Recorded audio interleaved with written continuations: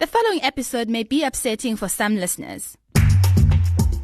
And the saddest part now with physical abuse, you get used to it, and then you kind of adapt sometimes, right? Or even like feel like you angered him that much, so it's a fault. You deserve it, right? So with you, did the family know what was going on? I think people knew, Yeah. but they just wanted me to be honest and be truthful, like, and save myself.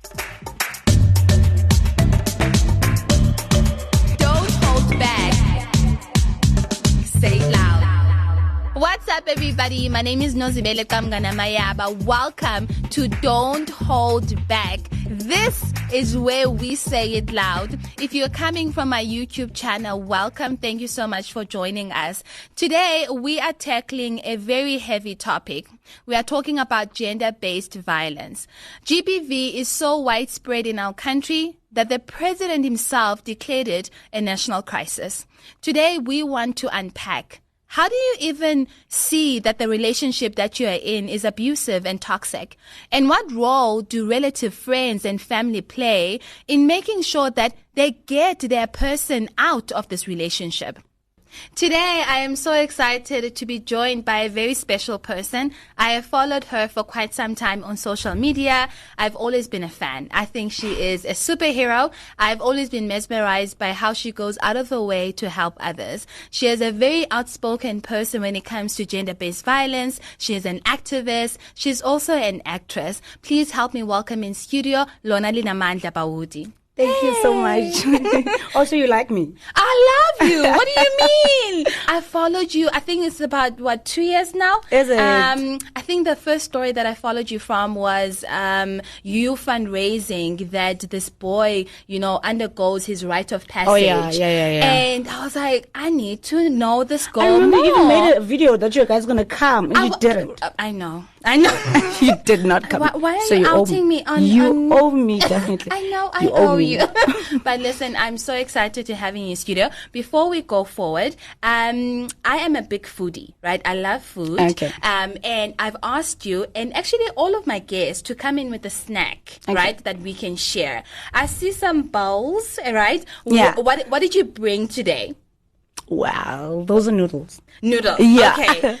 I'm very interested to learn what's the story behind the noodles, and we're going to actually try them out, but let's talk about it later on. Okay, right? cool. So today, Lona, we are talking about gender-based violence, and you are one person that has been very, outspoken, calling a spade, Yeah. advocating for people to get out of abusive and toxic relationships. Yeah. And I often wonder, where does the passion come from? Is it personal, someone that has gone through it, or it's just a matter of, no, you don't have to learn from it, or you don't have to experience it yourself. Yeah. You need to need to be outspoken about it. What's your story with that? With gender-based violence, firstly, okay, it's just something wrong. Okay, so I'm against those things. But then now, I was just like pushing that people should do the right thing and whatnot until it happened to me, right? So now it was more from a personal point of view, because you at first you're not aware what's going on. Right. You're just not aware. There's just a lot of manipulation psychologically, because a person comes, tell you sad stories, you feel sorry for them, and then you'll be like, okay, I'm going to give this person a chance because no one did, right? And now you're not going to see what they do wrong, firstly, because you're like, okay, let me just give him time, or her, let me give him time because everyone hasn't been giving them time. I'm going to make an example. Let's say someone who's going to come and talk about like opportunities and whatnot, they were not given enough and whatnot. So you always feel sorry. Yes. That's the first start. You just feel sorry first. You just want to give this person a chance to because life, they've right. never been given a chance. Definitely. So it started with mine. It started like that. So there were a lot of restrictions. I'm a very outgoing person. There were a lot of restrictions, and I think also, I wouldn't say I don't know, because I don't have a father, right? I don't know how to be treated. But then it just raises other things. Are they supposed to do it like this? Are they supposed to do it like this? Because my father was just never there. So I really battle with like registering treatment from guys, right? Because there's always that thing at the back of my mind. So with him, it started with controlling. At some point, when it started, I found it was weird. But then the people who are convinced that like this guy actually cares about you. Okay. Yeah. They're convinced. So if they're telling you don't drink, don't do that, don't go out, because he cares about they you, care, right? So I was like, okay, let me just like listen to this guy, right, and do what he likes. Maybe we're gonna be okay. But then you allow one thing, it advances. Now it was not. I don't want you drinking. The tone itself changed. Okay. So at first it's like, babe, I don't want you to do this and that and that, and you're like, okay, and then you allow that, and then now the tone, like, where the hell are you? Okay. You see, and a choice of words. Yes. It builds up, and the way it's so, people will always say, why did you stay longer? I was also mad at myself because it was a year and 6 months, right? When I got out, I was so mad at myself. I've never been so hurt because I'm like, I'm aware of those things. I'm aware. Why was I there? Because it doesn't look like they're abusing you at the time, right? So it's more of, it really doesn't, because at some point, I remember I didn't believe that I'm beautiful until he told me. That validation Exactly. that he gave you. you. Look for I don't know how to put it right, but everything has to be like approved by him all the time.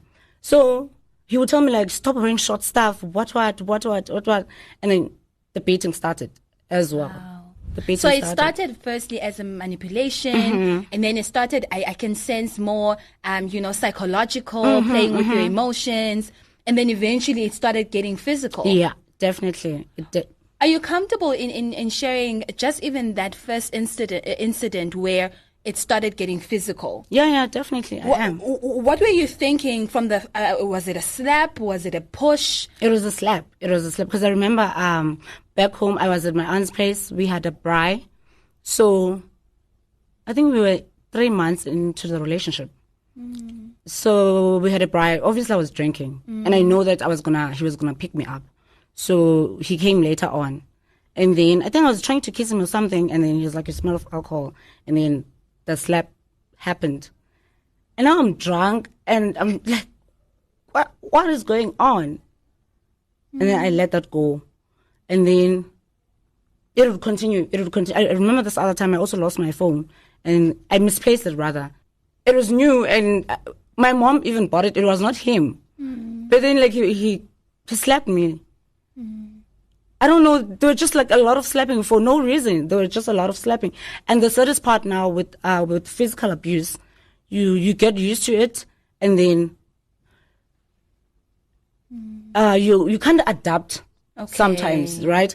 Or even like feel like you angered him that much, so it's your fault. You deserve it, right? So, but I decided to get out when I saw myself that I wasn't being myself. Like I was so angry to a point that like I would be sleeping with him and like look for anything. But what can I do with this to pay back? I mean, revenge for revenge, right? So I was like, no, I'm gonna end up killing this guy, and my life is gonna go down the drain. So I was like, no, I need to get out of here. But even so, because when abusers, they groom you. Groom you.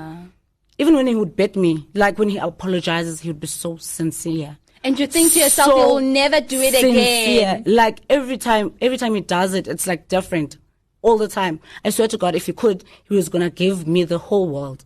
I don't know where you guys are going to stay or what, but when he apologizes, be like, babe, I'm sorry, I'll never do this again. You know I have a problem. What? And he does has like a lot of problems going on. So he'd also manipulate me with those things, right? Now, Lona, were there any people aware of what was going on? Was your family aware? And if there were, what kind of role did they play? Either letting you know that, listen, you need to get out, or even confronting him? Because the reason I'm asking is, there's a recent story, on social media. Actually, not even just one story. Every now and then, there's a national story that goes out of a person either that was killed, all those things. And one of the most prominent question that comes up is, where was the family all this time when this person was experiencing this? So with you, did the family know what was going on? No, it starts with us, the victims. We hide it first. We don't we front like we're happy and whatnot, right? So sometimes it's hard for people to even see that you're going through this because, especially when it started, because it wasn't physical when it started, but then I saw that it's kind of different, right? So when it actually happens, you do follow me, right? We were happy, posting what, and that time I would be like bruising. Right, so we hide it first until, because I remember the other time I had a cut somewhere here. So when I went to my friends, they're like, what happened here? And I lied. I was like, I fell. Right, so we start with the lies and other people, they really, really, really do not say it because we are so good at hiding it. Right, because the whole relationship, it was just like betting. And other people genuinely thought I was happy. Right. So it started with the scars and always lying. And then a friend noticed, like, friend, no man, you're getting scars all the time. What's going on? Like, why are you falling? And then we spoke. Yeah, well, I told her, and then So I was like, okay, sharp. He's probably not gonna do it again. And for some time he stopped. And then my brother would also pick me up, like while we're fighting and whatnot. So I'd always call my brother to come. He was also not comfortable. Like, the thing is, at that time, you don't want to let go, but you want them to stop the betting. So we don't want to let go, but... Do you think you wanted to, you thought you could convince him otherwise to stop what he was doing? Yeah, I thought I could help him. That's a problem. Like, we are always there. No, he's going to change. And he does it again and again and again. So my friends... Well, they did tell me to get out. My brother as well. Everyone did. And I eventually did. Because they were like, you are not aware of it. And the saddest part is that they noticed before I even told them. Right? They're like, no, we're waiting for you to come. Wow. To come to us and then tell us. And then I told them. And they were so happy. Like, I even remember this other time. He came to... a cousin of mine was in the States. Yeah. So he came back. We're going to have a party for that. There is not telling, there is asking for permission to go to a family function.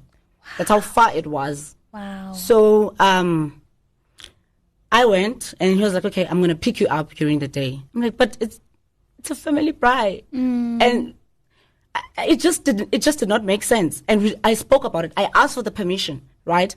And then out of nowhere, he just showed up with his friends. He's like, everyone is with their girlfriends, and you are here. I don't. So he started like dragging me, and he also promised to shoot my brothers or something because like there was a commotion. So I think people knew, but they just wanted me to be honest and be truthful, like, and save myself. Literally, like, if he would call, I would get up, like he sees me, and answer the phone. So the behavior was very different, and it was not me. That time I stay in Joburg.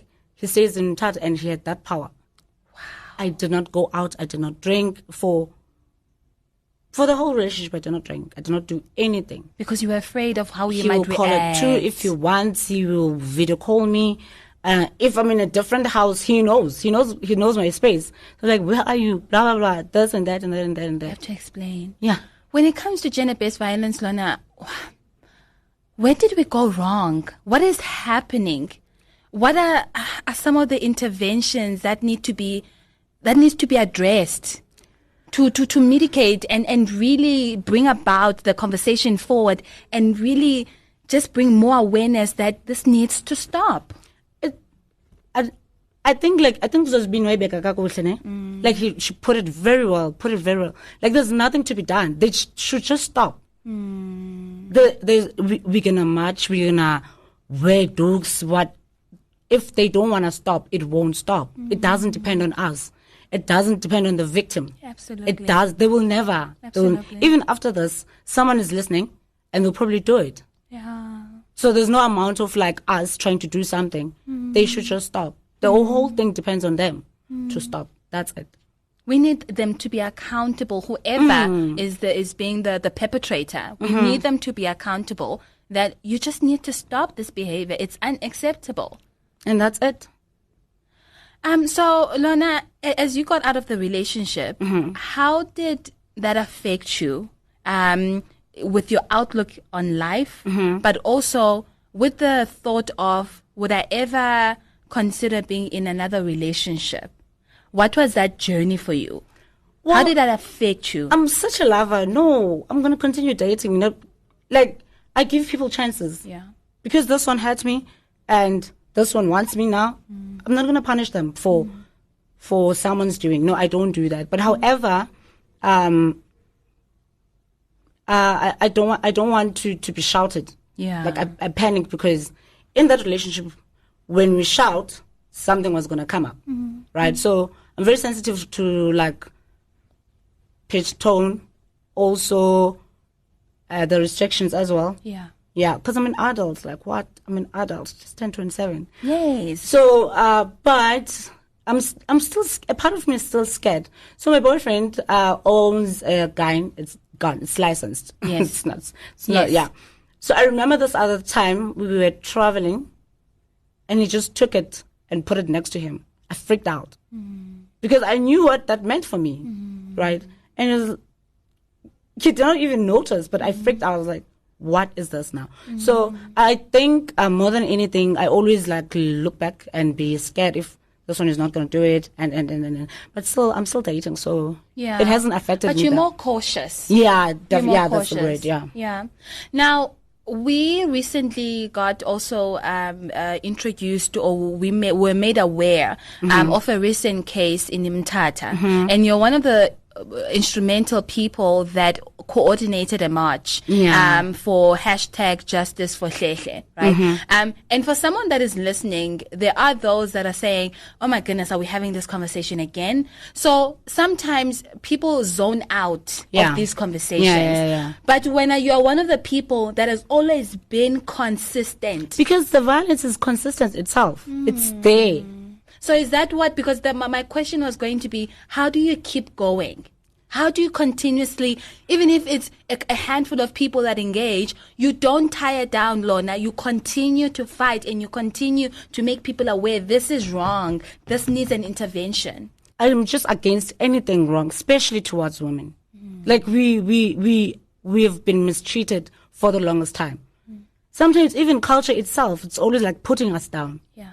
So I just don't like anything that's gonna oppress women or harm them or whatever. I think it's just me. I just don't like. I look at it at a deeper level than gender-based violence. Even culture-wise, everything's just oppressing. Especially African culture. Absolutely. It's oppressing. Sometimes I even feel like things are just designed to oppress women all the time. So I keep on going because I'm a woman. I'm a woman. That thing can happen to anyone. The other question that I wanted to ask is, do you think gender-based violence has gotten worse over time? Or do you think that it has gotten more airtime over time? I feel like, it has always been there because I remember a story that my uncle told me. I think one of his friends, the wife left and whatnot, and then when she got home, she was beaten to go back. So, it has been there. However, there were not enough channels to talk about it because, Facebook now, social media, it's a thing that just started now. So it has been a thing. The killings, I don't think there were a lot, but the beating, I think it was there. But now I think with our generation, I think what's frustrating is that people end up dying most of the time, right? But then back in the day, I don't think they were killed like what's happening now. Okay. But I'm definitely sure they were being beaten. Listen, once again, I admire the work that you continue to do. I saw you on that march. There were hundreds of people. You were in the front line. You actually flew from Johannesburg to Umtata. That's how serious it was. And I just admire, and you encourage and inspire also me to use my platform, to use our platforms to continue with the advocacy. Yeah. Okay, we're just gonna change the wheels a bit. Okay. I want to do a fun game with you. It's called rapid fire questions. Okay. So I am going to give you about 2 options, and you basically need to choose one. Okay. And you don't have that much time. I think about 5 to 10 seconds to think about it. Okay. So are you ready? I am. Okay. First question. What is more important, nails or toenails? Nails. Nails. You know why I'm laughing at this question? I know. Don't do that. I won't. Okay, another question. As an actress, in a star in a sitcom, or a superhero in an action film? Definitely superhero. There you go. Okay. What would you give up first? Snacking or binge watching? Snacking. Really? I love my food. You know already.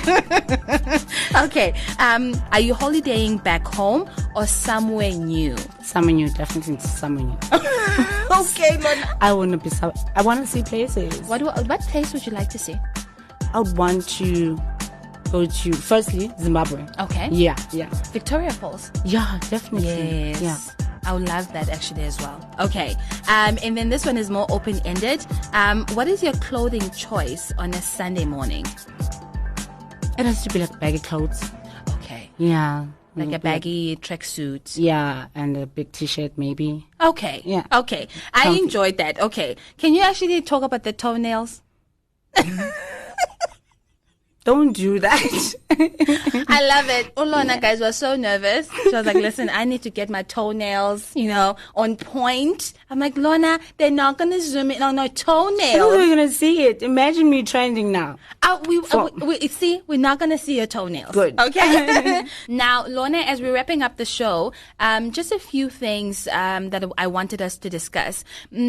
If there's someone that is listening that they're not sure whether they are in an abusive relationship, what are some of I'll say 3 signs they should be looking out for? If these 3 things are happening, then you're most probably in an abusive relationship.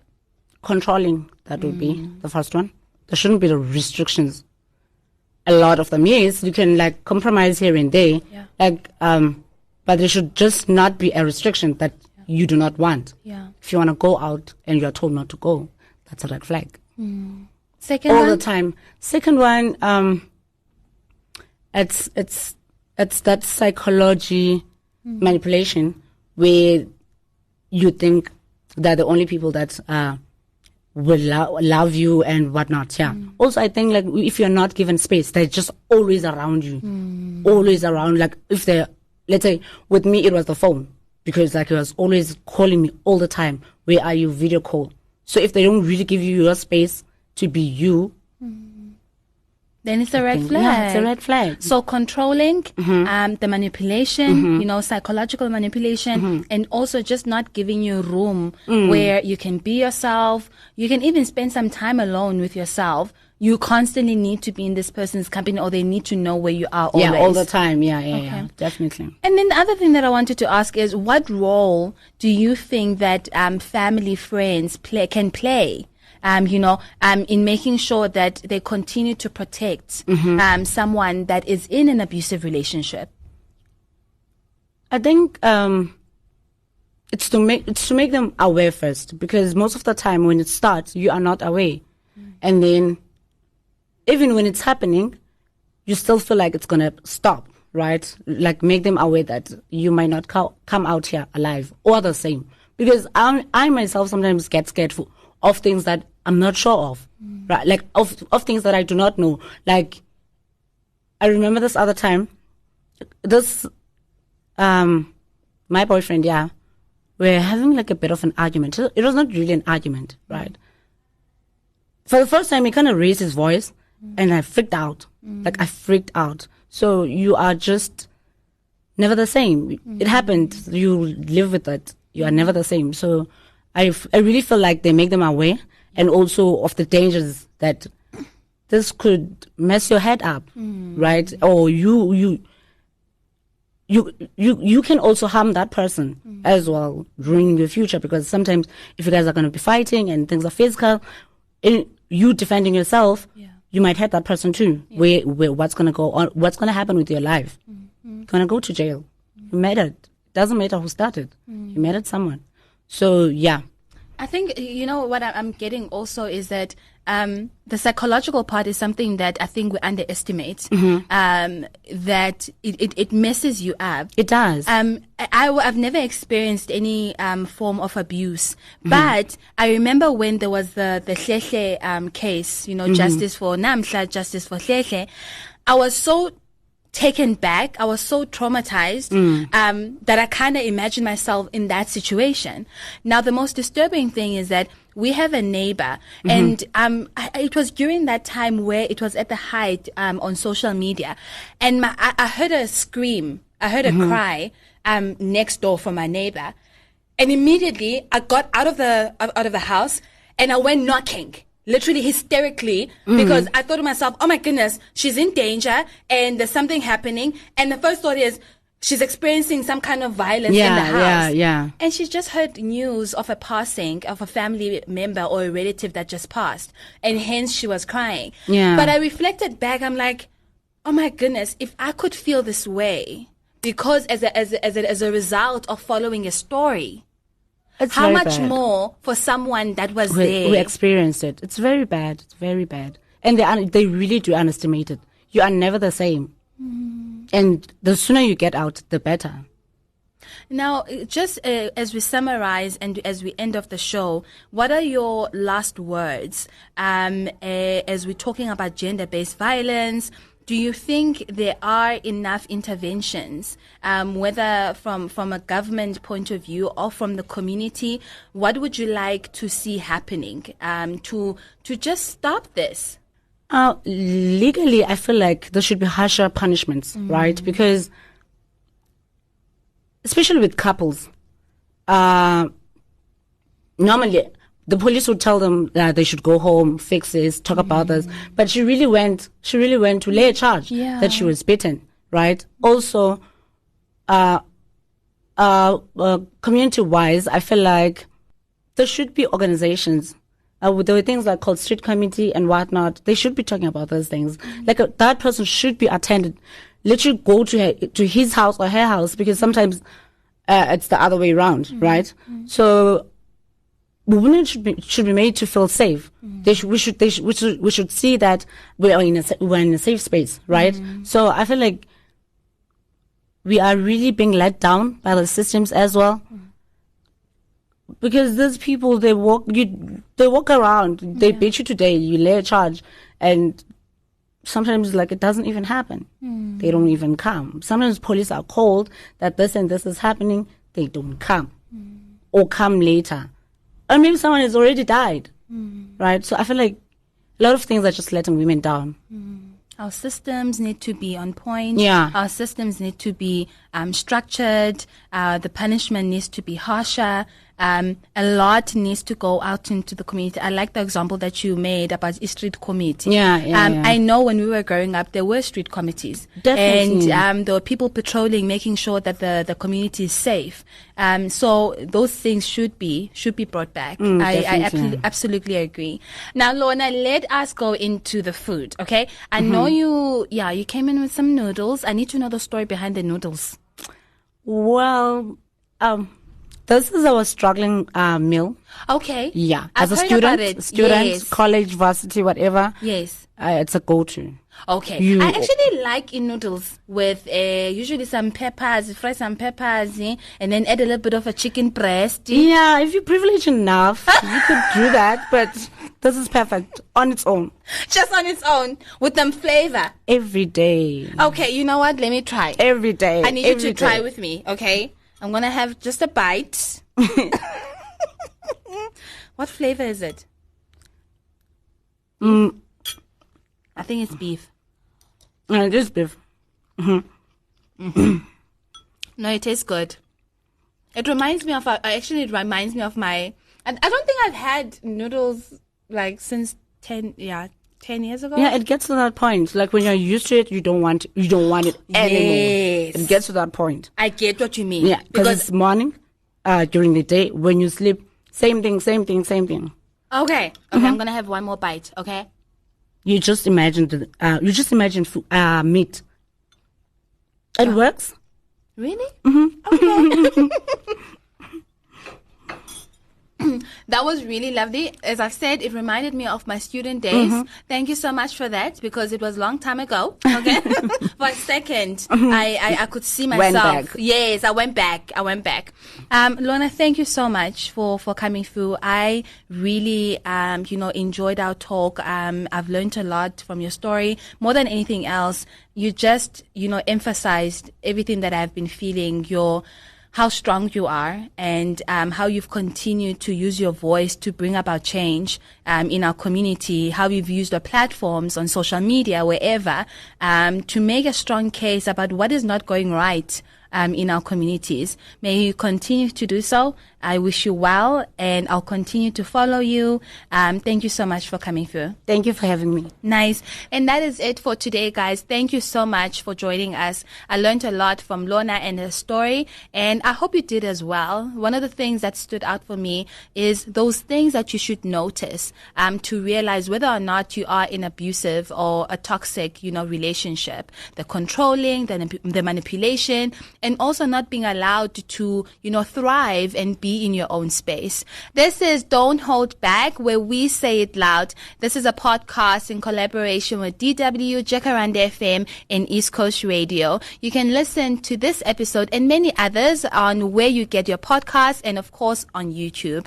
My name is Nozibele Qamngana-Mayaba. Thank you so much for joining us. Until next time, bye.